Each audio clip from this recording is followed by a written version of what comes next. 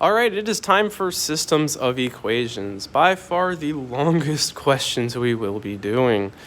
It says to solve the quadratic system of equations using substitution or elimination.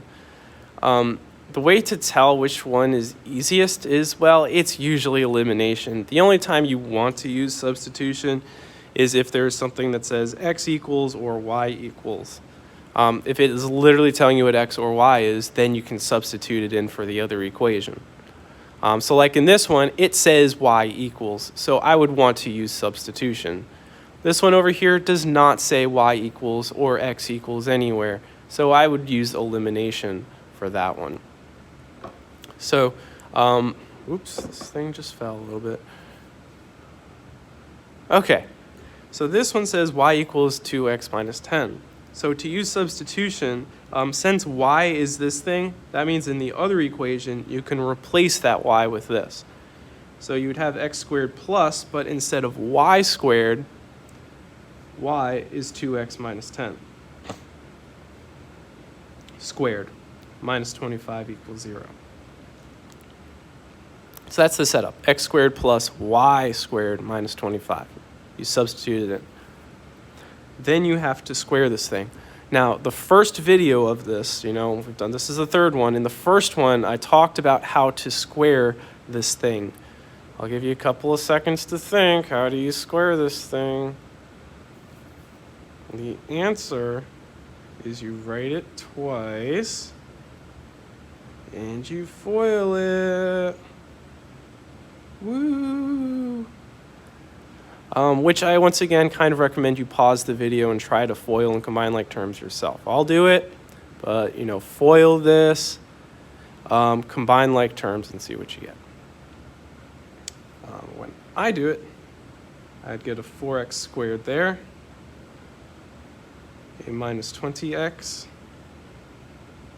another minus 20x, and then negative 10 times negative 10 is positive 100. So that's that part. The x squared comes down, the minus 25 comes down, like so. And you combine like terms. Those are like terms.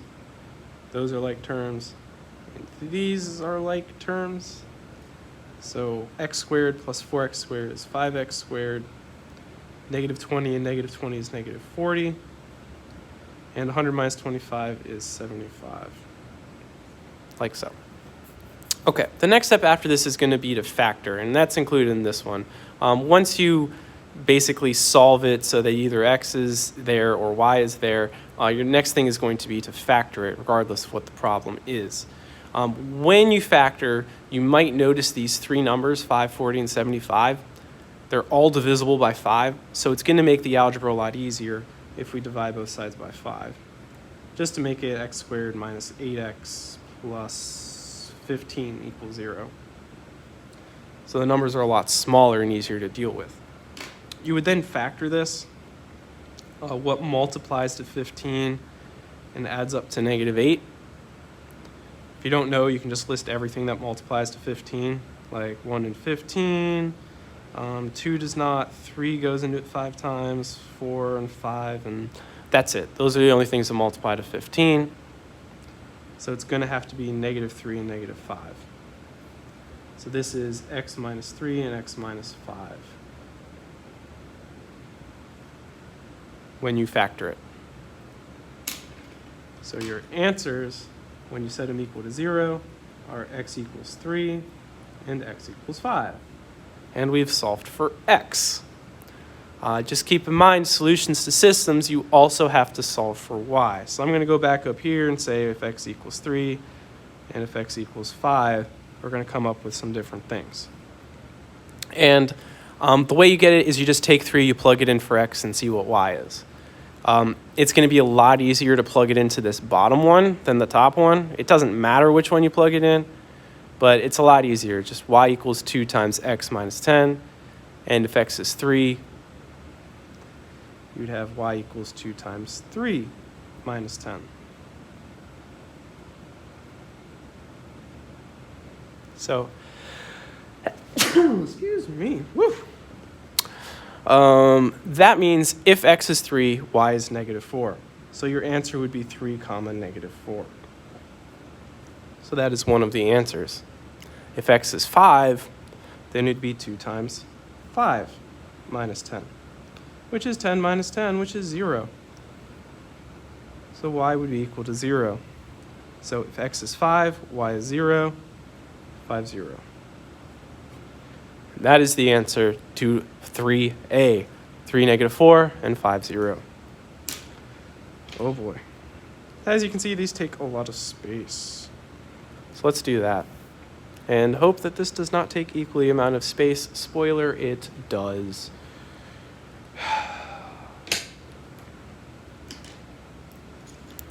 This one we are going to do elimination. The way elimination works is that if you notice, these y squareds line up perfectly. And if you were to add these two together, they would cancel, because a y squared and a negative y squared makes 0. So you add the two lines together. If you do that, x squared plus x squared is 2x squared. Y squared minus y squared cancels. There is no other x term to actually add together, so this is just negative 16x. And then 39 minus 9 is 30. So 2x squared minus 16x plus 30 equals 0. The next step is going to be to factor. But if you look at the numbers, what do you notice? That's right, they're all divisible by 2. So divide both sides by 2 to make the numbers easier. You get x squared minus 8x plus 15 equals 0, which may look familiar to you. Very coincidentally, it's the same thing as the last problem. So you factor it just as before. What multiplies to 15 adds up to negative 8, and that's negative 3, negative 5. So you will get x equals 3 again, and x equals 5 again. But that's just a coincidence. When you plug these numbers in, you will get different numbers this time. So we still have to do that. So if x equals 3, you can plug it into the top or the bottom one. It doesn't matter. I'm going to do the bottom one because it's a little shorter. So this would be 3 squared minus y squared minus 9 equals 0, where 3 squared is 9 minus y squared minus 9 equals 0. Here, 9 and this negative 9, if you put them together, they're just 0. So you end up with negative y squared equals 0. So if you want to do all the math, you would divide by negative 1, but dividing by negative 1 gives you 0. You would square root both sides, but the square root of 0 is 0, and you just get y equals 0. It should make sense. 0 squared is 0. So your answer is 3, 0. That is one of your answers.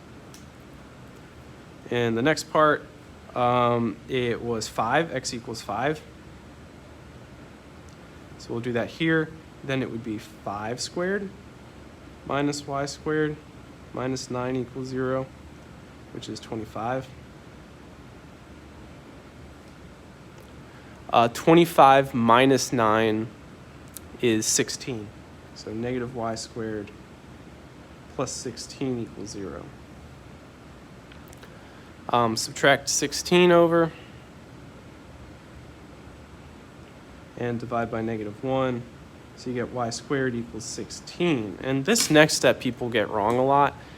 You have to square root both sides. And people will tell me you square root both sides and you get 16. Keep in mind that's wrong. The square root, when you square root both sides, you don't just get 4, because when you square root both sides, you have to put a plus or minus in front. So you actually get y is equal to plus or minus 4. So when x is 5, you get 2 answers. When x is 5, you can get 4, or when x is 5, you can get negative 4. That makes a total of 3 answers possible. 3, 0, And then 5, 4, or 5, negative 4. So those are 3 answers. See you in a bit.